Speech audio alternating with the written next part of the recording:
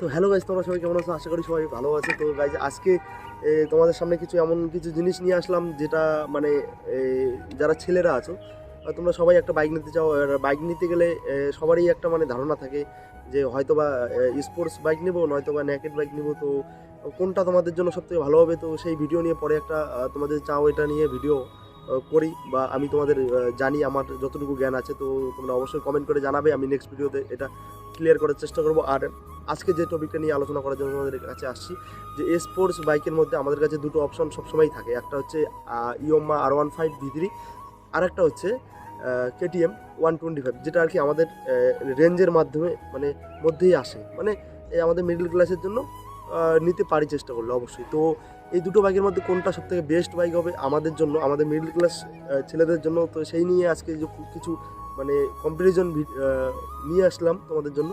তো তোমাদের যদি ভালো লাগে ভিডিওটা, তো অবশ্যই ভিডিওটাকে চ্যানেলটাকে সাবস্ক্রাইব করে দিবে। আর এরকম ধামাকাদার ভিডিও আমার চ্যানেলে অবশ্যই পাবে। আর এরপরে যখন আমি মোটো ব্লগিং করা শুরু করবো, তো তোমাদেরকে আরও অনেকভাবে অনেক নতুন নতুন জায়গায় ইন্ট্রোডিউস করাবো। তো আশা করছি আজকের ভিডিওটা তোমাদের খুবই ভালো লাগবে। তো চলো শুরু করা যাক আজকের ভিডিও। এটা বলছিলাম তোমাদের কোন বাইকটা সবথেকে ভালো হবে। তো গাইস, KTM এবং R15 দুটোই একদম নিজের নিজের সেগমেন্টের জন্য একদম বেস্ট বাইক ভাই, একদম বেস্ট। মানে 2 লাখের মধ্যে একদম বেস্ট। তোমাদের যদি কারো সুপার বাইকের আশা থাকে, তো দুটোই স্পোর্টস বাইকের মধ্যে দুটোই একদম, আমার তো ভাই দুটোই একদম ফেভারিট। কিন্তু KTM এ যে নতুন বাইকটি এসেছে, নতুন বাইকটি আমার ততটা পছন্দ নয়। তার থেকে আমার ইয়ামাহা R15V3S মডেলটা অনেক ভালো লাগে, কারণ ওইটার আমার যে সামনের লুকটা আছে ভাই, ওটা দিয়ে ওই গাড়িটা একদম ফেমাস। তো গাইজ তোমাদেরকে বলবো আমি, তোমরা যারা নতুন নতুন বাইক কিনতে চাও তারা অবশ্যই দুটো বাইকের দিকে যেতে পারো। যাদের একটু বাজেট বেশি আছে তারা একটু ইয়ামাহার দিকে যেতে পারো। আর যদি একটু বাজেট কম থাকে তাহলে তোমরা অবশ্যই KTM 125-এর দিকে যেতে পারো। আর গাইজ সবথেকে বড় কথা হচ্ছে মাইলেজ নিয়ে, যেটা আমাদের সবারই সমস্যা থাকে মাইলেজ নিয়ে। মাইলেজ বলতে গাইজ, মাইলেজ KTM 125-এ মাইলেজ হচ্ছে মোটামুটি 40 কিলোমিটার। এটা মানে এই KTM-এর অফিসিয়াল ওয়েবসাইটে আপলোড করা হয়েছে। আর ইয়ামাহা R15 এর মাইলেজ হচ্ছে 40 থেকে 45 কিলোমিটার। এটা ইয়ামাহার অফিসিয়াল সাইটে দেওয়া রয়েছে। তো গাইজ দুটোরই মোটামুটি মাইলেজ লাগবে মোটামুটি সমানই মানা যায় আর কি।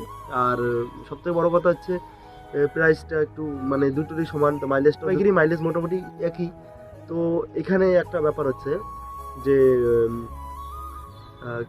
R15-এ অনেক কিছু অ্যাডভান্টেজ রয়েছে, যেগুলো হচ্ছে ডুয়েল চ্যানেল ABS। KTM-এ ডুয়েল চ্যানেল ABS না, সিঙ্গেল চ্যানেল ABS দুটোর মধ্যেই আছে, কিন্তু KTM হচ্ছে সিঙ্গেল চ্যানেল আর R15 হচ্ছে ডুয়েল চ্যানেল ABS। তো আরও অনেক কিছু কম্পারিজন আছে, যেগুলো আওয়াজ, এক্সজস্ট নোট, অনেক কিছু আছে যেগুলো KTM-এ মোটামুটি সব কিছুই LED সেট আপ। এখন যে নতুন KTM আসছে সব কিছুই LED সেট আপে আছে।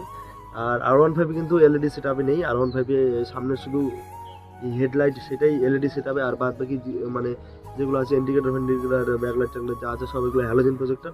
তো এত বড় কথা হচ্ছে গাইস, তোমরা কেউ বলতে পারো যে না আমার R15 পছন্দ না, KTM পছন্দ। ভাই ওটা সবার পার্সোনাল পছন্দ হতেই পারে। তো সে নিয়ে আমি কোনো মন্তব্য করতে চাই না। তো আজকে যে আমি যে কম্পারিজন ভিডিওটা তোমাদের জন্য নিয়ে আসলাম, এই কম্পারিজন ভিডিওটা তোমাদের কেমন লাগলো? আশা করি ছোট্ট একটা ভিডিও, বেশি কিছু বললাম না, কারণ এখানে আমার ততটা সেট আপের কোনো মানে সিস্টেম নেই। তো এখানে অনেক রৌদ্র উঠছে, এখানে হরিয়ানাতে অনেক গরম, আমি এখন বর্তমানে হরিয়ানাতে আছি।